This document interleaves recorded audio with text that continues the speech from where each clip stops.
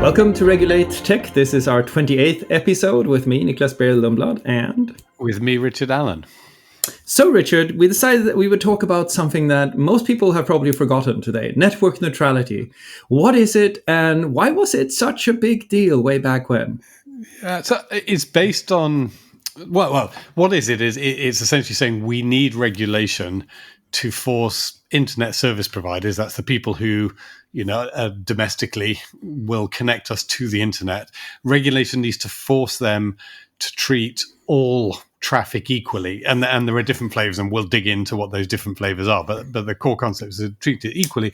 And the reason this became a big thing was because of a distrust of service providers, I think particularly in the United States, but also more generally.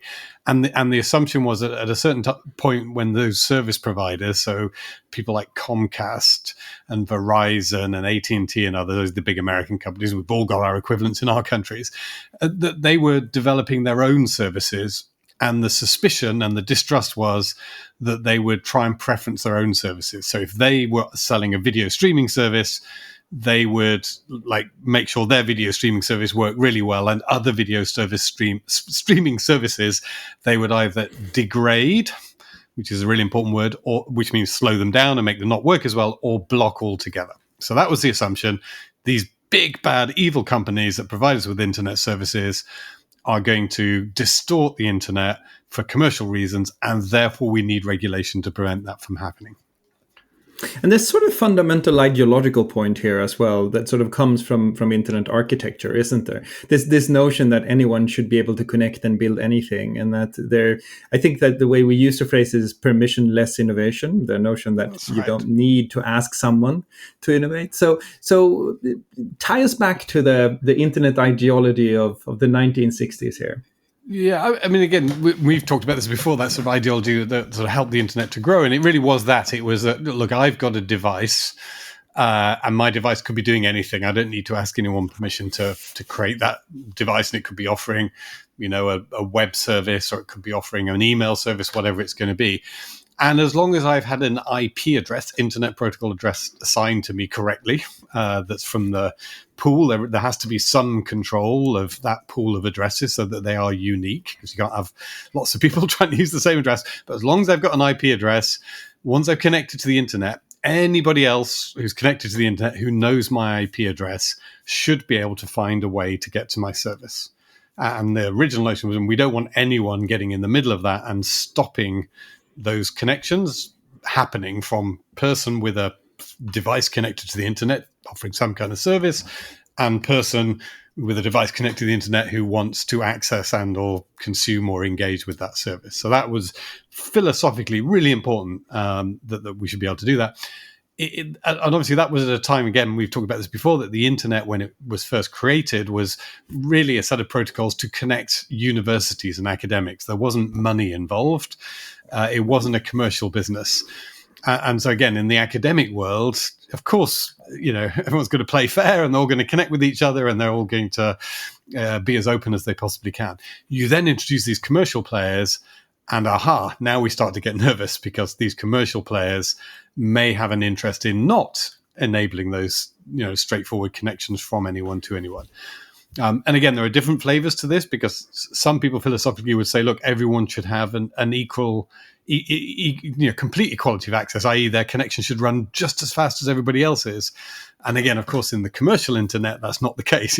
Google's got whacking great servers and loads of infrastructure that mean connecting to Google is going to be much quicker than connecting to, my search engine that I build at home and connect to the internet. So of course, there's sort of inequality, but the extent to which you can block, i.e. stop access altogether, or degrade, make access not work as well because you're sitting in the middle somewhere, I think is at the heart of net neutrality. And then there's this other series of questions which says, look, should you be able to enhance? Should you be able to offer an even faster service, or does that breach these principles of net neutrality? Mm-hmm. There's cost. If some traffic costs money and other traffic is free, does that breach the principle of net neutrality? We dig into all these different flavors that came out along the way. Yeah, and so one of the things I've learned over the podcast that we have done is that you always ask a very pertinent question, and it's the question of harm. So let's do a bit of a Yes. counterfactual. Let's think about the world in which Facebook is sort of coming to market. There's Friendsters, there's MySpace, and now there's no network neutrality. There's absolutely zero zilch network neutrality, and Facebook is trying to enter the market. How could the absence of network neutrality be a harm to Facebook? So walk us through sort of a scenario here. Yeah. So again, we can actually look in the early days. One of the big concerns was over voice over IP protocols. That's services like Skype. So we actually look, and the concrete sort of example is the assumption that internet service providers who are also providing voice telephony services would try and block or degrade these free voice over internet protocol services like Skype. And the advantage would be that they favor themselves, or they would say to the Skype, well, yes, you know, we'll block you unless you pay us money. Sit in the middle. And so we can read that across to something like social networking. Then the question becomes, you know, from a competitor's point of view, imagine a situation in which Verizon did a deal with Facebook so that Facebook is the only social network you can access on a Verizon internet connection, and all the others are blocked. Now, that can sort of work two ways. One, you could argue, well, that's great for, you know, a Facebook, a big company, because if Verizon's going to pick one, they're going to pick the biggest because that's going to be the one that makes them most popular. But from Facebook point of view, it might also mean that they're held to ransom because Verizon says, well, yeah, you may be big and popular, but if you don't give us X amount of money, then we're just going to enable Twitter and we're going to block Facebook. And so you start to get in this position of sort of commercial negotiations between the access provider and the service provider. And we, frankly, we don't know how that would play out because it hasn't happened. Whether it's because of market force or because of regulation, it didn't happen in that way. But the assumption was that this would be a very different market in which social media, to use that example again, social media services are not competing with each other. They are competing with each other and having to do commercial deals with access providers, and their popularity will depend on the terms of those deals. And in a sense, there's no doubt, actually. Yeah. But I think in a sense you could argue then that what it would have done back in the day would have been it would have provided the access providers with the right to pick winners and losers. They didn't even have to do a commercial deal. They could just say we like you better than you, and so we're going to provide you with unfiltered access to all of our customers, but you will have to pay a small toll because we're not quite sure about you in some way, right? They would have had the ability to pick winners, and again, the innovation you want to bring to the network would then have been gated on what the access providers liked and didn't like, and then you could argue the next layer of that is commercial, that who pays more, etc. But you don't even have to go there because at that point, if there's no network neutrality, if they have complete control over access, they can actually do that at will. Now, I would that because it's commercial economy, but if you really distill it down, that's the ability that the lack of network, at least that's the fear that was at the time. That was sort of the ability they get. Yeah, and I think it's well founded because, again, remember particularly at that time, things have moved on a little bit now, but still, if you gave access providers the opportunity to get everyone to pay a toll for running over their networks, I think they would ask for it. So, but certainly back then, their investors were screaming out, and they felt that they were really suffering as these internet services came along and ate their lunch, I think was a phrase, we're doing all these things. And so I think that it was, there were really, really legitimate concerns that these access providers were sitting there going, what's our future business model? Well, extracting money from people who run their services over ours is the way to do it. How do we extract money? Well, an obvious way is to say, we're going to block or degrade your service if you don't give us money. It's a protection racket kind of thing. And that would have been, a very obvious way for them to do this. If two things don't hold them back. One is obviously regulation, if they're not forbidden in regulation, or the other is market forces. I mean, and that really was the argument. I don't think anyone in their right mind would say that network neutrality in the sense of there being the widest possible choice of internet services for the consumer is a good thing. Like, that's clearly a good thing. I think the debate essentially is whether you believe that regulation is necessary or market forces alone are sufficient to protect network neutrality. And the market force there would say, look, if an internet service provider came along and said, right, I'm now just going to allow Facebook and I'm going to block Twitter, that customers would leave that service provider in droves and go to a competitor who gives you Facebook and Twitter.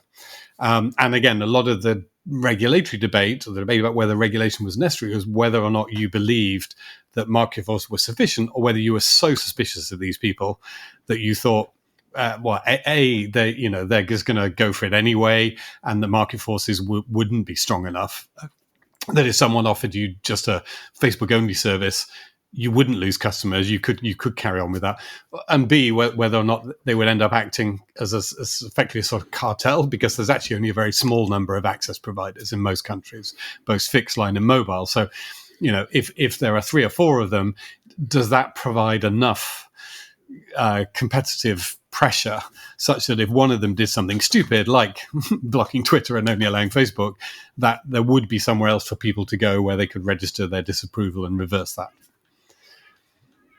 Yeah, but so it's all complicated. It's really interesting. I think that the relationship between telcos and what they refer to as over-the-top companies, what you and I refer to as perhaps consumer internet companies or social network search, etc., that relationship, I think, has shaped a large part of how we understand internet policy today.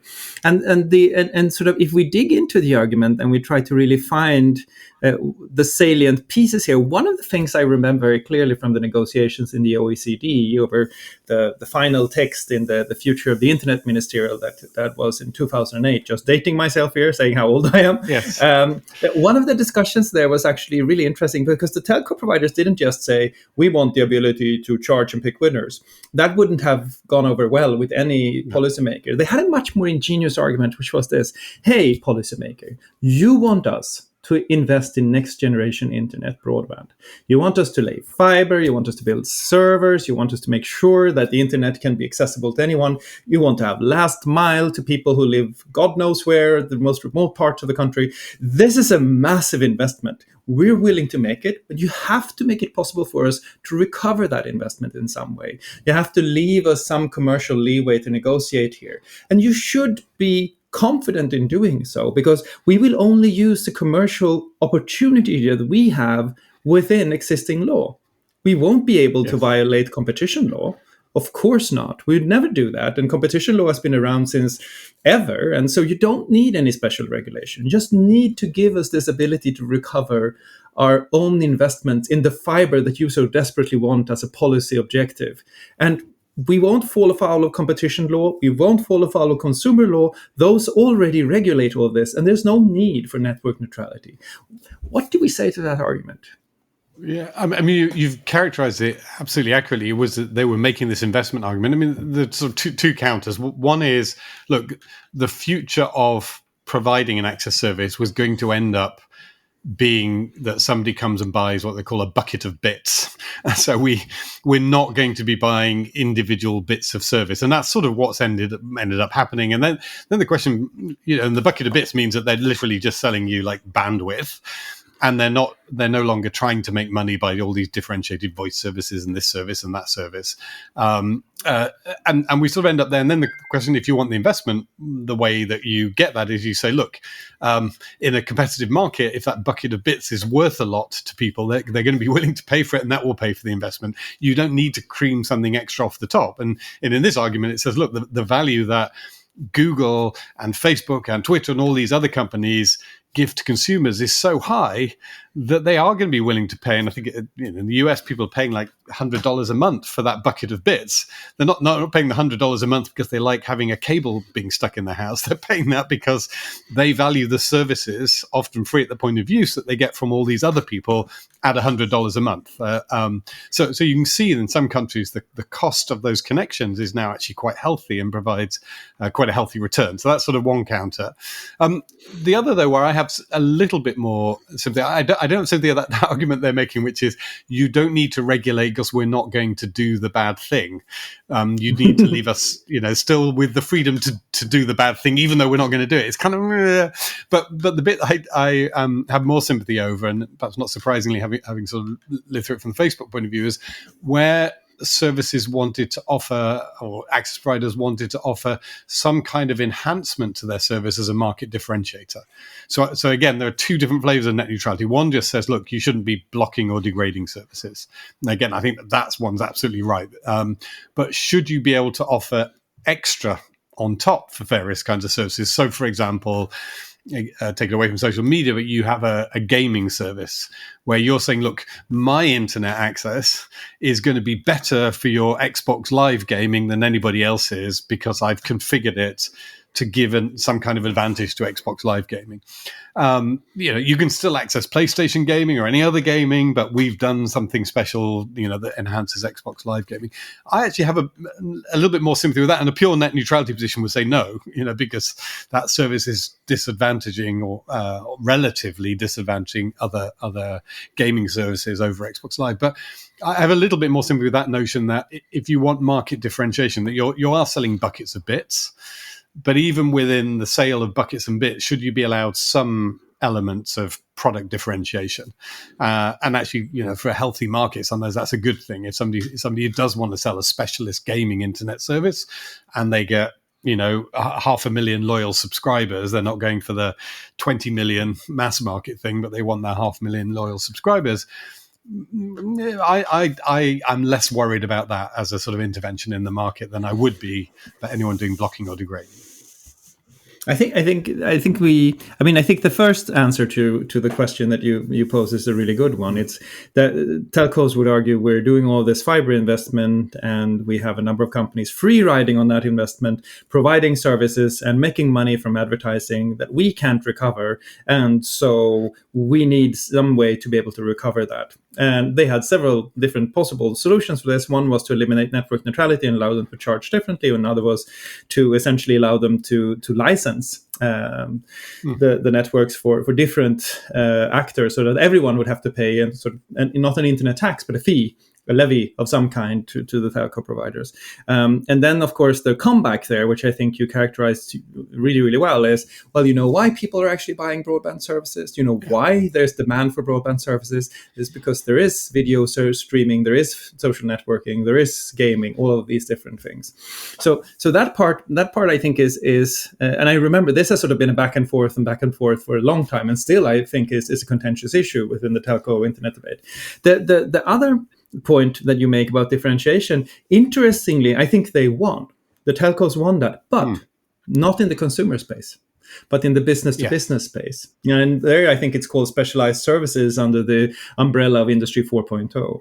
The idea being that if you want to buy an extraordinarily high quality of service for a connection because you're dependent on it for your manufacturing or some other kind of industrial use, then it's fine for the telcos to actually differentiate across different specialized services and across, for example, quality of service requirements. And so at that point, network neutrality dissolves. It was always very much a consumer issue, which brings us back to the other question. I don't think that we've addressed what I think and still think is one of the strongest arguments from the telco side, which is this: look, it's not that you leave us alone to do the bad thing, we won't do the bad thing. It's you leave us alone and there's legislation you already put in place that stops us from doing the bad thing. There's no space for us to do the bad thing. The competition law would come down on us like a ton of bricks if we tried to pick winners, and consumer law would come down on us as a ton of bricks if we tried to differentiate services for consumers. It's very clear that within that space, and I think that was a large part of the technical debate among lawyers over network neutrality. And even in the US, I remember, I'll get this wrong, but I think Christopher Yu made a very strong argument that there is no space for the kind of behavior that network neutrality tries to regulate, even within the existing legal framework. And that has been, I think, a recurring theme in a lot of the discussion around the internet legislation. We need new specialized platform legislation.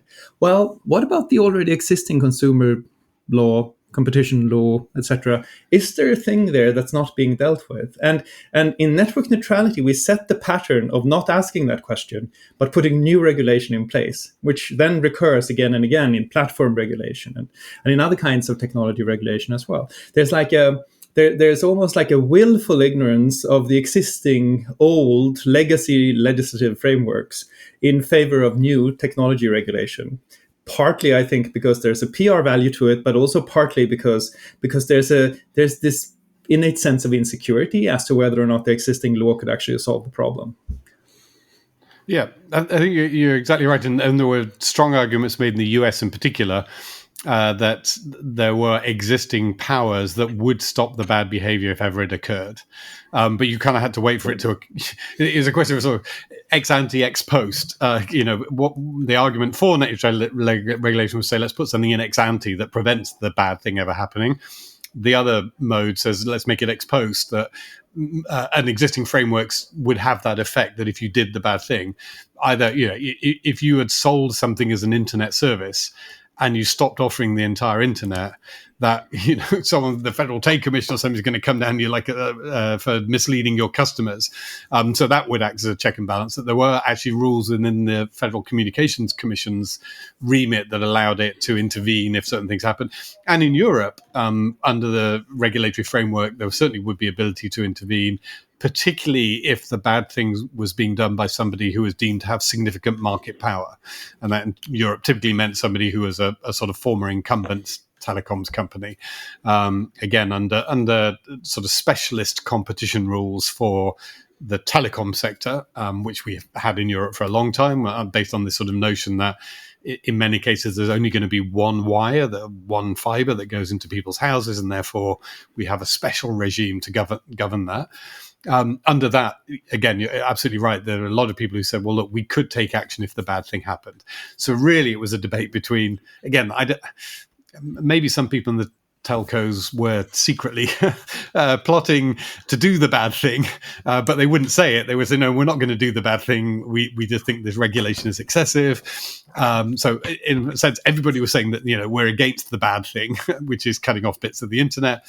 And then the argument was, did you think you needed an ex-ante framework explicitly preventing the bad thing, or were you comfortable to rely on an ex-post framework that would say, under existing rules, we are confident that if someone tries to do the bad thing, particularly if it's a major player, particularly somebody with this sort of significant power in the market, that we can come in and stop them before the harm happens.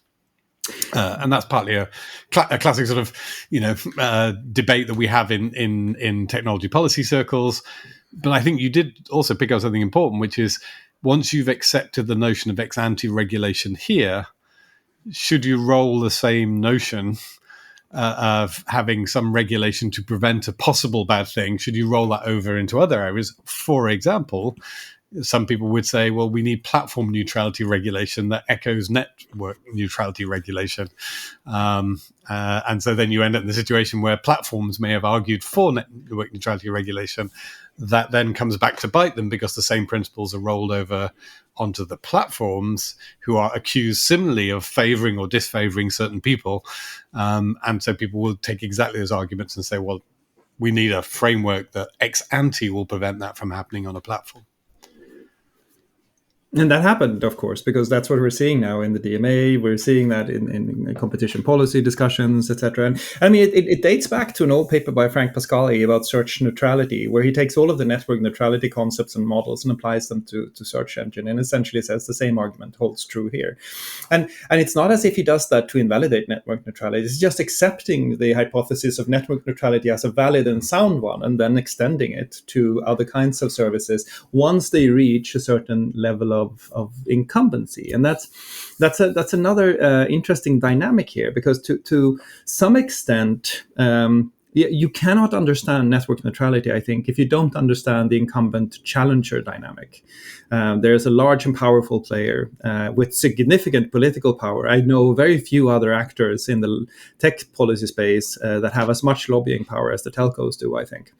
And then you have a number of nascent companies who, when this was being discussed back in 2006, 2005, sort of when the first network neutrality discussions came up, it was a really blatant asymmetry of power between the actors, between the internet companies and the telcos. And so it was also part of a power struggle. And today you could argue that maybe those conditions have been, to a certain degree leveled out to this, the telco's favorite phrase, level playing field, to a much greater Yes. degree. So maybe you should allow levies or specialized services to a much greater degree today because there's not the same asymmetry. What do you think about that argument? Yeah.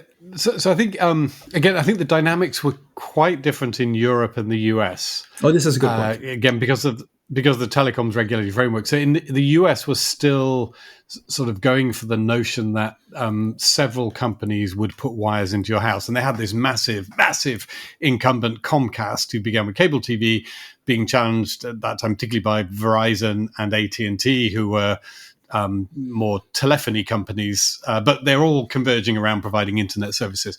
But they will say those companies were not required by regulation to give anyone else access over their wires or cables. They own them. They can do whatever they like with them.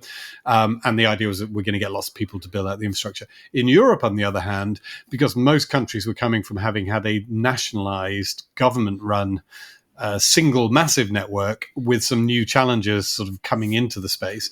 In many cases, the regulation said that the government network, which reached every house in the country, did have to, by regulation, open up to the challenges.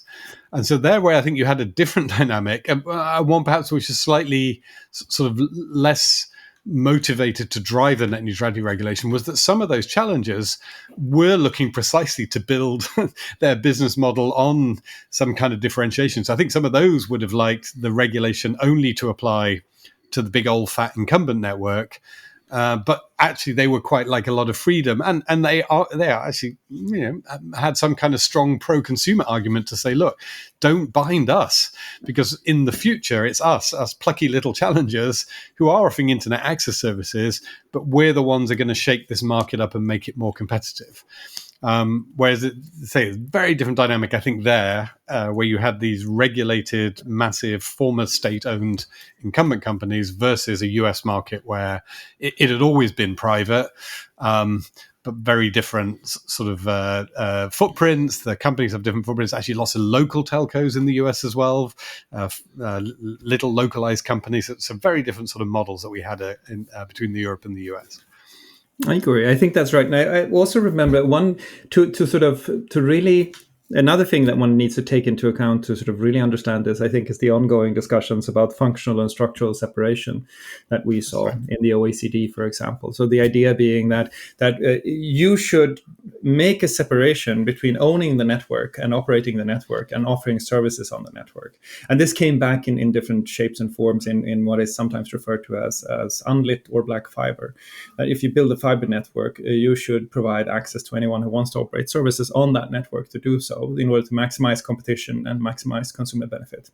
And that discussion was ongoing at the same time. So if you're a telco at this point, you're asked to make a massive investment, you're asked to divest yourself of your network assets, and you're asked not to try to negotiate any commercial deals to allow you to recover any of those costs, the investments in the existing legacy network or the investments in the new network. So you're in this desperate situation, right? And I think it's interesting because to a certain extent, the incumbent challenger dynamic then recurs in other businesses as well. So telcos were essentially looking at this and they're saying, look, it seems to me that we have two different choices here of strategy. One choice is to try to climb the value chain as much as we can and see if we can build our own social network, our own chat, our own search engine. Can we sell advertising? Can we build all of these things? Can we sort of climb up there to the over-the-top providers and try to compete with them?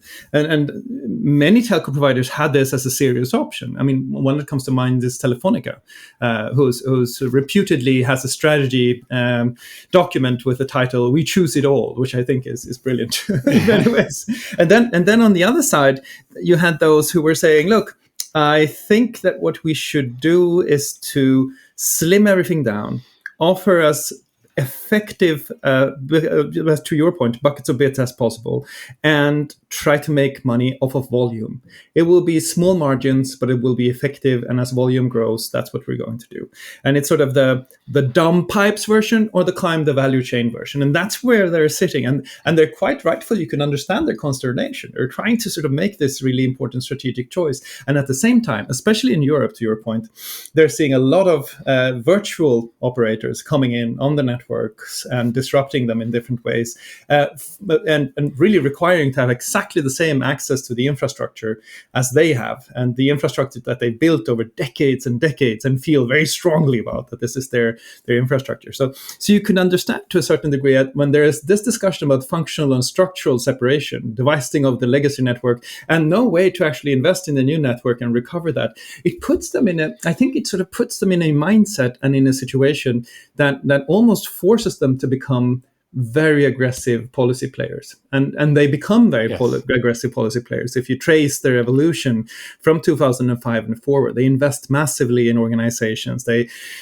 at one point or another, in several European companies, they had one-on-one matching for parliamentarians, more or less. They were sort of they were among the most efficient, but also I think massively funded policy operations that I ever encountered. And I was amazed at this. And I think it was not until much later that I realized why they did this. They were really experiencing this as an existential threat, I think. Don't you? That's right. Yeah, absolutely. And while we're being sympathetic to our friends in the telecoms companies, we spent a lot of time over the years, haven't we, with them? I mean, they generally are friends in telecoms companies. At the same time as the scenarios you just described, they were also trying to figure out what to do about mobile.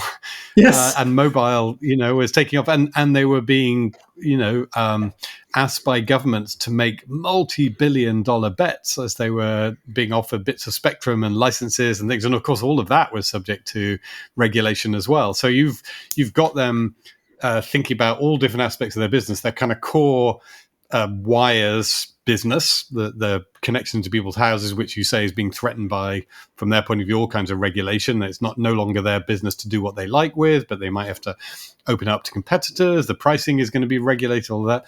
They're thinking about often content or services businesses. And again, whilst we are friends with them, I think they would recognize in many cases those didn't work. They were not able to, for whatever reason, to be as successful. And often they would buy bits of internet companies and things like that, but often weren't as successful as the large players. And then the third aspect is this sort of mobile aspect of they're sort of betting against themselves. And that's what's happened. So how were they going to cope with people dropping the landline services because they were buying mobile services, which may be offered by a traditional telecoms provider, but maybe somebody else altogether. And certainly in BT was interesting. They sold their mobile business. So they bought it back again now. But for a long time, British Telecom, the big traditional incumbent telecoms provider in the UK, didn't have mobile. They decided, no, we're just going to focus on the wires business. And others were making different bets. Some were sort of betting everything on mobile and in the sense sort of downgrading a little bit their traditional wires business. But each business had to make these strategic decisions. And every single aspect of their business was being affected by the regulatory packages that we're going through.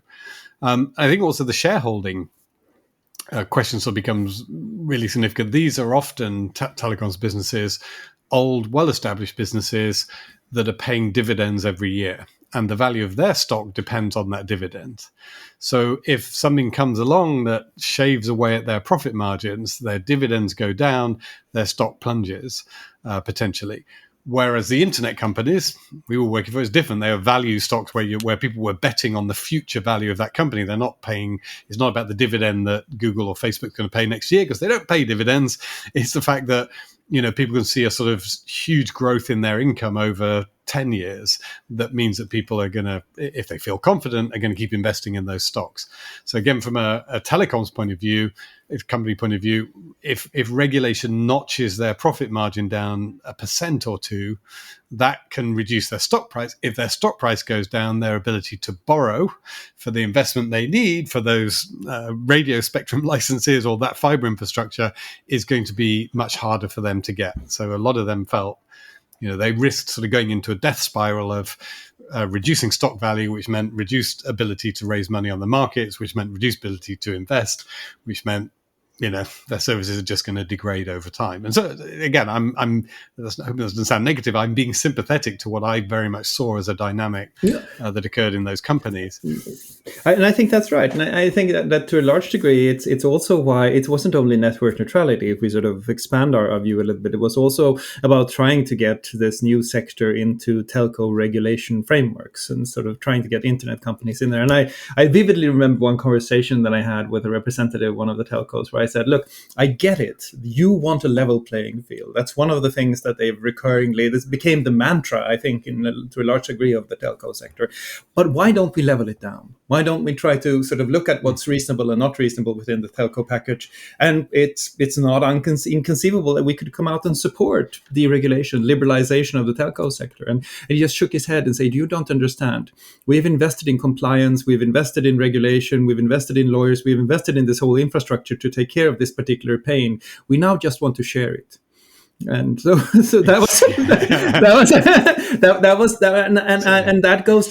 also I think goes to an incumbent mindset.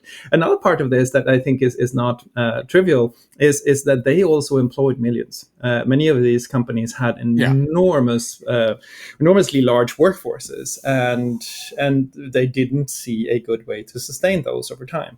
And if you reduce the workforce of just Deutsche Telekom of 10%, we're talking about not 100 people, but thousands, potentially tens of thousands, and even hundreds of thousands of people that they would have to let go. And again, if you think from a shareholder perspective, the overall public image and their standing in society, all of that would sort of go downhill. So they're in a difficult position, and their aggressive defense against the notion of network neutrality is quite understandable. But if you look at where we ended up today, it's fair to say that they lost the network neutrality debate when it comes to the consumer internet, but they still seem to be winning it when it comes to the business-to-business internet. Doesn't that look at like where we are today? Yeah, I think that you're right. There's an assumption that businesses, there is a competitive market when it comes to businesses. So again, the working assumption that lay behind net neutrality for net neutrality regulation for consumer services was that the market would not function. That if these big providers decided to shut out individual internet services, that people would not be able to just switch in droves and therefore have a sort of market dynamic that drives that. And then that would fundamentally damage the internet. But the notion that if you're a business and you're looking for bandwidth to move stuff around as a business, the notion that needs to be regulated, I think, is a lot weaker, because you will, if somebody doesn't provide for you, you will go to another provider. There are lots of providers who kind of rent bits of fiber or lay bits of fiber and rent those services out. So I think there's that notion. I think the other thing, actually, again, in this whole debate that gets lost, because I'm having just been sympathetic to the telcos, one of the arguments that is frequently missed when we're thinking about poor telcos, their revenues are declining, is that the big internet companies like the Googles and Facebooks and people buy a hell of a lot of bandwidth from those big telcos. And so there is a lot of investment that does go in from the internet companies. And that's, again, sometimes lost in the mix. But I remember when we were building data centers and you're doing your data center selection, you're looking at power and you're looking at this, but your big expenses are power and connectivity. And when you build a data center in Sweden, you're first in the queue to offer to provide you with that connectivity for money is Telia Sonera, the Swedish old incumbent telecoms company, and that's going to be the same anywhere. So there is a lot of money going in to this sort of back office internet service stuff, including from the big internet providers. But that hasn't and been it's not only back office requiring the same kind of regulation. Yeah. Right, and it's not only back office because these are core parts of the new network, and so one of the weakest arguments, I think, if you look at the situation today, is this notion that the over-the-top companies are not investing in the internet. I think it's wrong because I think that the data center infrastructure, a lot of the very smart routing, tons of different things that are coming from the tech companies are making the existing networks more efficient, and also actually there's real investment in transatlantic cables. There's like investment in fiber, there's investment in infrastructure. So I think that argument can be safely removed from the table today. And even if we're sympathetic to the telcos, I think that's one of the absolutely weakest arguments when it comes to at least the large tech companies.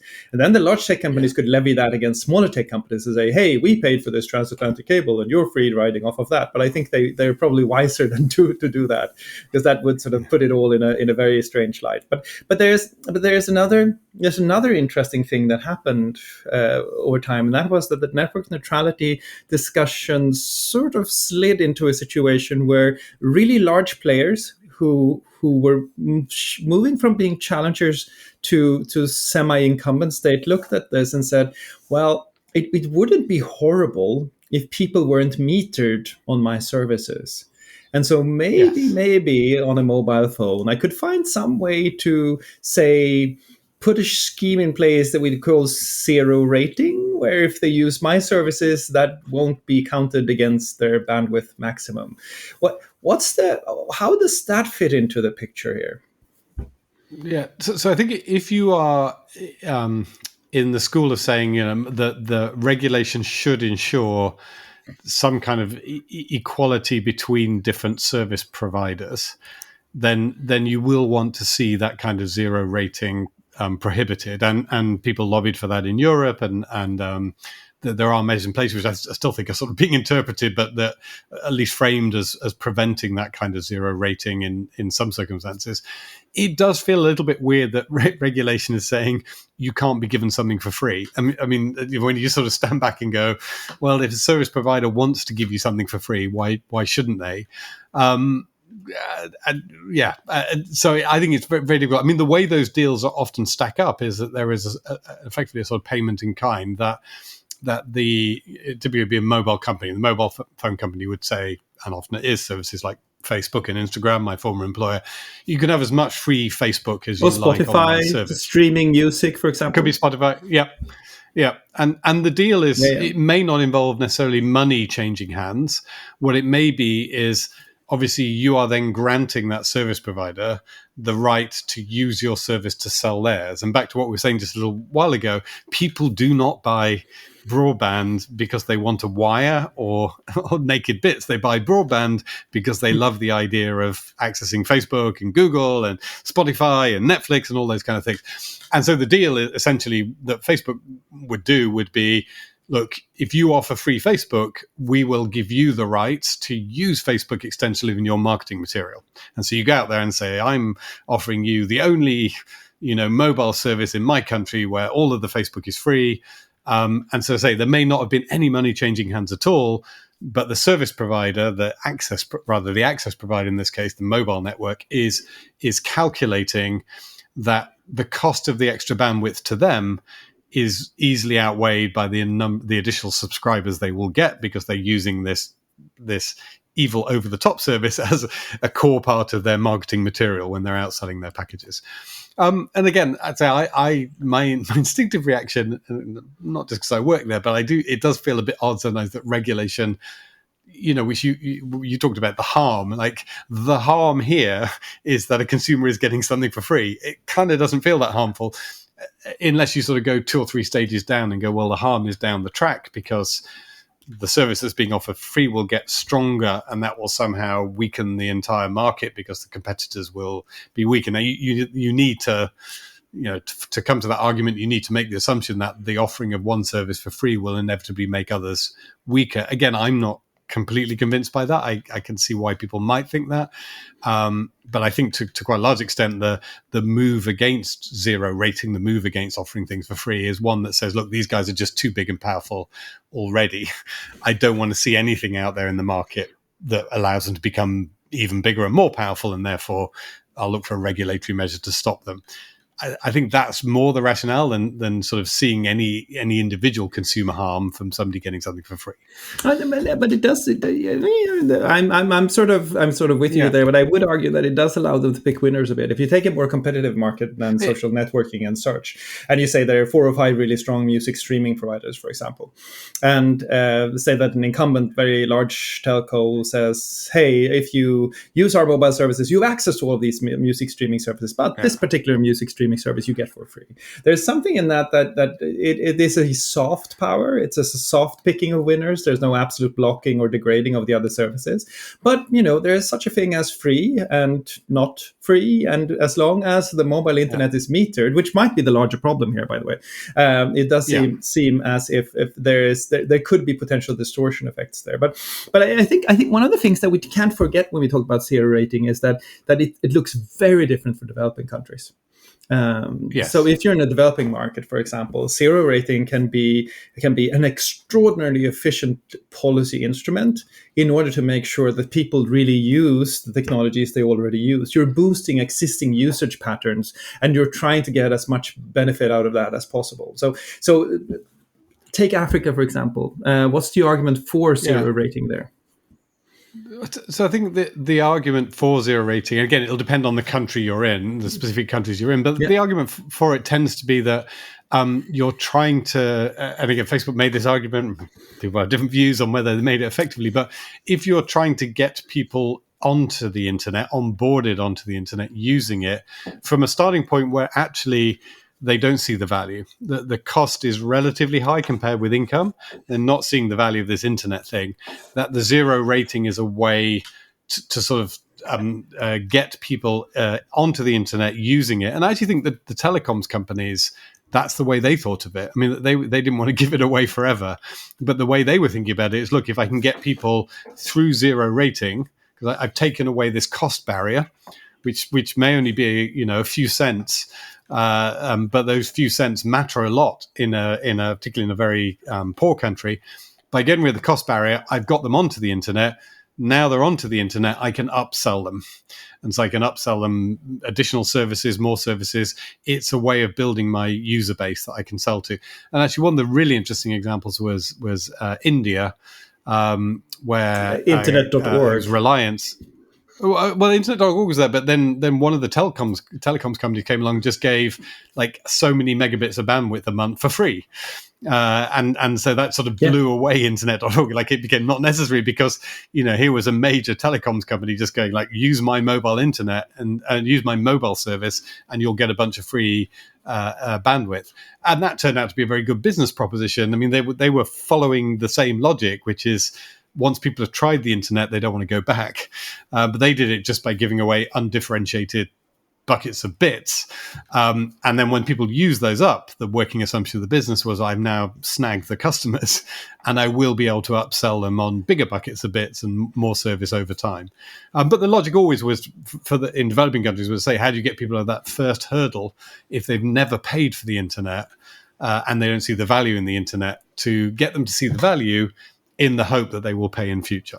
But it's an infected issue in many ways, because zero rating in the development market can be looked at as a very important and powerful policy instrument, but it can also be cast in the shape of some kind of digital colonialism, where you say, here's a small scale down version of the internet that you get for free, you people in developing countries, and that's what you get, and that's all you're going to get. And it could put a kibosh on investments in infrastructure and fiber and rollout and all those different things. And that was sort of, at least that's my read of part of the problems that existed with the Internet.org initiative, that it was perceived as handing people a lesser version of the internet, whereas it wasn't compared to no internet, which was a reasonable comparison, but to the full internet. And I think it's interesting that it's not unlikely that the next big network neutrality debate will not be in Europe, where, as you point out, there is sort of more and more competition and more regulation, or not even in the US, where I think that the Biden administration is reinstating the network neutrality rules and sort of setting rules for the road. But it might very well be in developing markets, in different countries like Nigeria or South Africa or even Kenya, or it could be in India, or it could be in Indonesia, other countries around the world where those same conditions don't apply. and where network neutrality might be a question of equity and equal access to the internet to a very different degree, don't you think?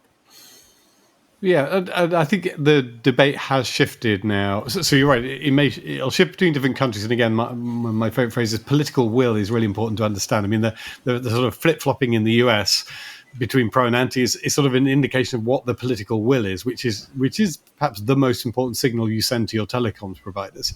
If you say to your telecoms providers, we, the government, are going to be really pissed off and do something if you start sort of differentiating between services and treating them badly, that's a really powerful signal, whether or not you back it up with formal regulation. If, on the other hand, the political will, the government says, look, hey, all we care about is investment, and if to get investment you want to pick some winners and make more money, great, have at it, then that's going to be a completely different environment. So I think we need to sort of track what the political will is in different countries around the world.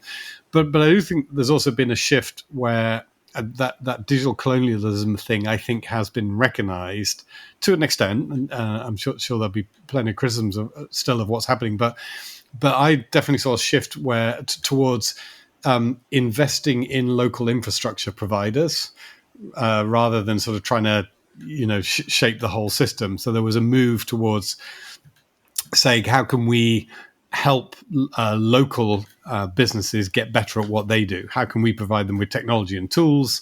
Actually, the really simplest and in a sense, sort of most effective thing, which is actually against net neutrality in some versions, that they could do was to develop caching services.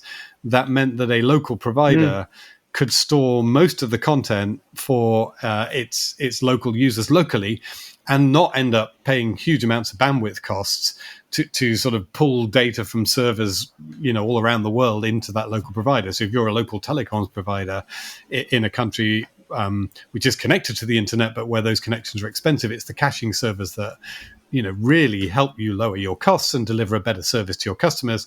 The better the service, the more likely they are to be willing to pay you money. But again, question, to what extent do we have network neutrality when in, I don't know, Zambia, the local Zambian telecoms company has a really nice fresh copy of most of the relevant Facebook and YouTube and Google data, but not the data from other companies that couldn't afford to be part of that caching infrastructure. I mean, that's the reality. So that's really, really useful in terms of the local telecoms company. It's what delivers for them, but arguably is not neutral. But it's another version of the same kind of problem, and I think you're right to call it out. That if you reinforce existing usage patterns, whether you do it through caching or you do it through access to more bandwidth or zero rating, if you start to reinforce those existing usage patterns, you are in a sense perhaps not picking winners, but you're pushing winners a little bit further over the line, and you're supporting winners in a way that seems to be.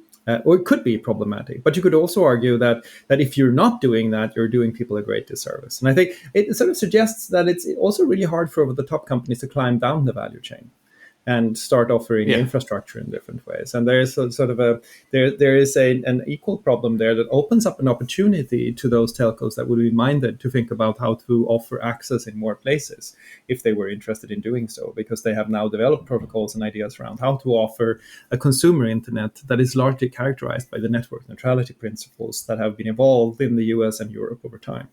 And so I suspect that that will be at least one of the points of debate for network neutrality going forward. And then let's talk about the obvious thing. It seems to have almost all but disappeared from the policy table in Europe. And the way that it has appeared in the US is sort of a restoration of earlier law back to the FCC regulation of network neutrality after the Trump years. But it doesn't, if you're looking at SSRN or if you're reading scholarship around tech policy, the number of articles that are sort of smoking hot off the presses about network neutrality have dwindled fairly fast, and the question doesn't seem to be engaging as many people anymore. Do you think that this is one of the first tech policy issues that will be forgotten? Again, potentially, unless the political will changes. So I think what's happened in Europe is the political will was clear. as I say, that everybody was against the idea of telecoms companies picking winners and losers. That was sort of enshrined in some of the regulation that we've had. There's no real sort of wiggle room for anybody to say, I don't think that's what the intent is. The intent is absolutely clear, and the commercial forces are lining up. So the sort of money, once you've established that, the money is now lining up in favor of providing really good buckets of bits.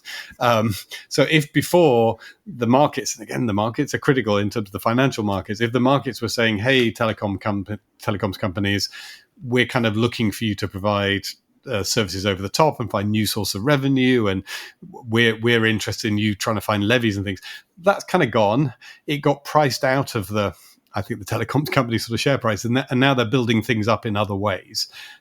Sometimes actually through new kinds of content services. They're still there in some spaces, but in other cases, just by being really, really good at delivering buckets of bits. And because of the tremendous success of the over-the-top internet platforms, the markets are starting to see that, the amount of money you're going to be able to make from selling buckets of bits is going to increase from here on in. I think there was a time when everyone was super, race to the bottom on pricing.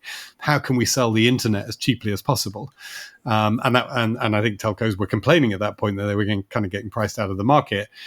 But I think we're now probably in a phase where, there's more of a premium on quality and reliability and just, the value to me of an internet service. If before I was looking for that, $20 a month service, why can't you just give me as cheap as possible? Now I'm willing to pay $50, $60 a month because this thing is so important to me. And over time, I'm going to be willing to pay $80 or $100 a month. And I think the telecoms companies can see that there is a path for them to become, I think, profitable on the back of selling buckets of bits that perhaps wasn't as obvious previously to them.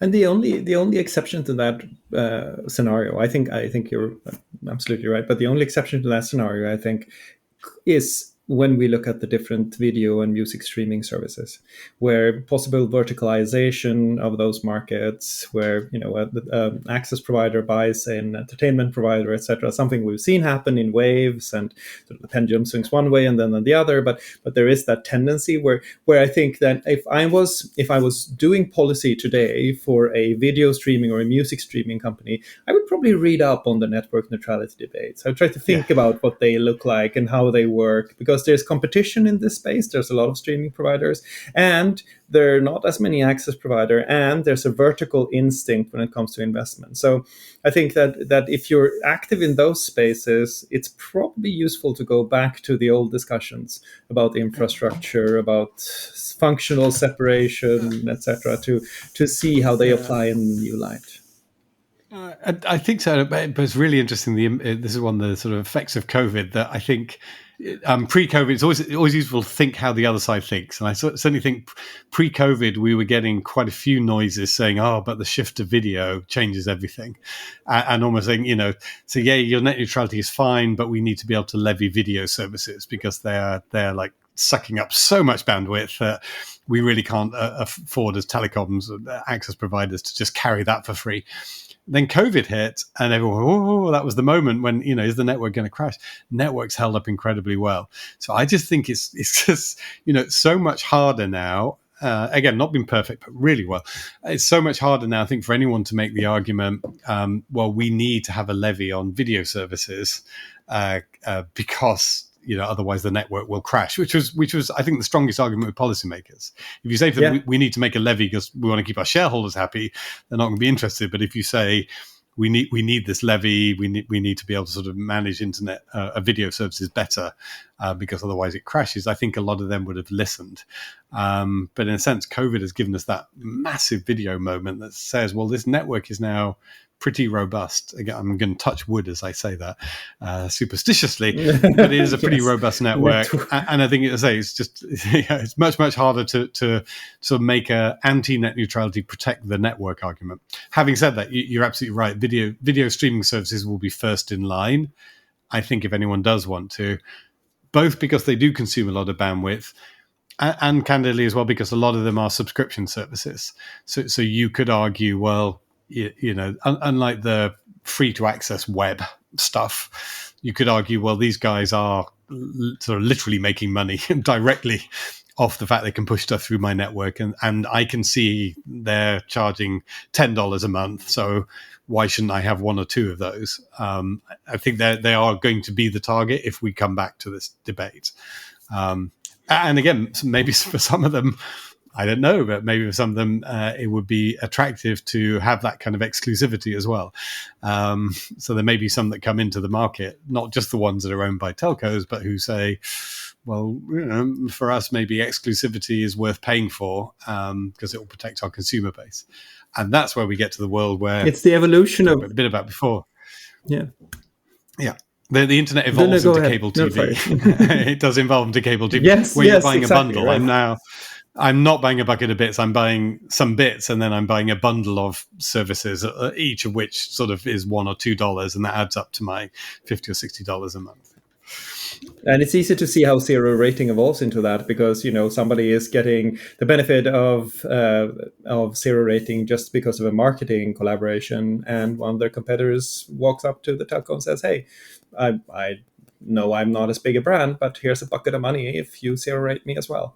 And there is a lot of stuff that can happen there that can then lead to a payment model just because of the zero rating models already in place. And it sort of does address another thing that I think is in the history of technology, something that I will look back at with amazement, and that is the enormous amount of innovation and efficiency that's been gained in streaming. And sort of the ways of shifting video and music in a high fidelity way is just amazing. And it's sort of largely hidden to people because we just complain all the time. And we complain when it's 96% good or 97 or 98% good, because we have such high demands for audio and visual. But I think what's happened in shuffling video and music bits around the last decade or so is probably one of the greater engineering feats of mankind. So it's not just down to Pied Piper's algorithms. Yeah, one doesn't know. Oh God. So that's because maybe a future subject, which is caching. We've mentioned a couple of times now, and that is part of the video secret. But the fact that internet version 1, if I was running a video streaming service, I would have a data center with all my video in it, and you, wherever in your world, would ask my data center to send you the video. And actually what's happened now is that video is probably not coming from the core data center. It's coming from a massive array of infrastructure that's a lot closer to you, which has its own and with predictive analytics. Interesting regulatory questions. Yeah, and I remember one of the first questions that I got engaged with was whether or not a cache was a copy in the intellectual property rights sense of the word copy. That was also a heated debate at the time. So network neutrality, closing this out, not the hottest of issues, but a possibility for it to recur. And if anything, we should think about it in terms of developing markets and streaming services. Does that sound roughly right? I think partly that, and then just to close with a scary note, but the other thing that's militating against it is where governments are actually saying to their service providers, we want you to keep these people out. And you see elements of that in things like the online safety bill in the UK, that there was the telecoms companies doing it, but I almost think that perhaps the bigger debate now is to what extent are governments going to try and prioritize services they regard as safe and clean over services that they regard as bad. And it will be government-ordered blocking and degradation that starts to become a thing. But maybe I've opened up a whole other can of worms. That's a very depressing note to end on, but that's where we end today. This podcast can be found on your website, which is www.regulate.tech. And thank you so much for listening, as always. And I hope we get you to tune in next week as well. Thank you very much.